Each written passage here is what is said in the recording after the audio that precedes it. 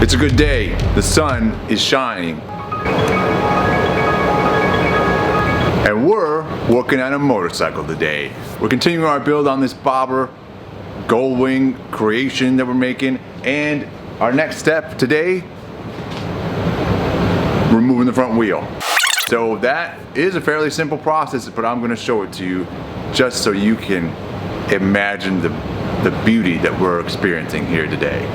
All right, step number one on our process here is to remove the speedometer cable. You can see there is a little Phillips head screw right there. That's what we want to remove. And then we can remove the speedometer cable here. Now ours is being a little stubborn, so I'm going to use this guy, which is an impact screwdriver.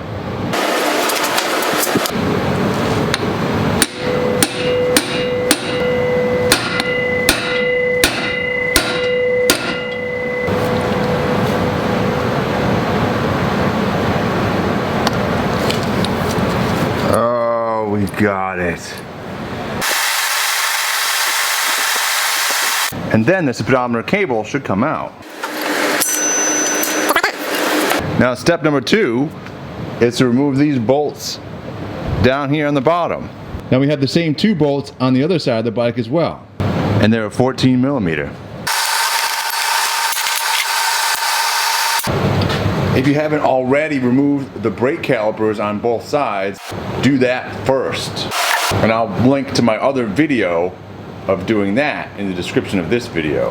Now on to the other side, same two bolts. And also at this point, make sure you've got the front wheel lifted up. In my case, I've done that by lifting up the frame and putting a jack stand underneath. If you've got, in most cases, the bike fully together, you just put a jack underneath the engine and put a jack stand or some other support to support the engine and lift the wheel off the ground.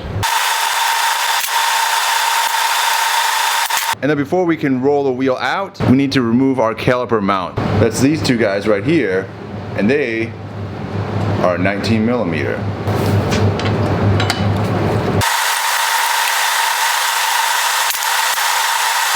Then it comes just straight out of there like that.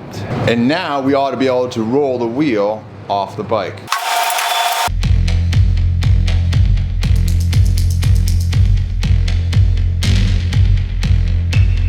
I just painted the front wheel, and now it's time to put it back together.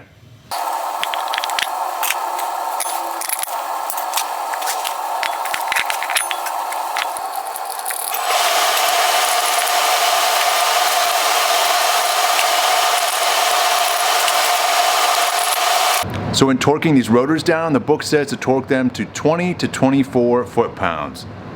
So I'm going to torque them to 22 foot-pounds. And also you want to torque these down in a crosshatch pattern. Don't torque them down one at a time as you go around in a circle, but crosshatch, back and forth, here and there. That distributes the torque and the pressure evenly and doesn't warp the rotor.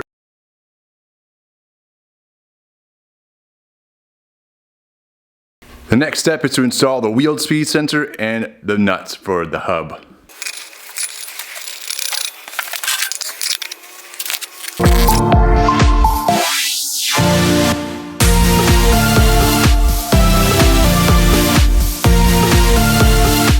That's it for today, folks. Keep on wrenching and keep on loving life.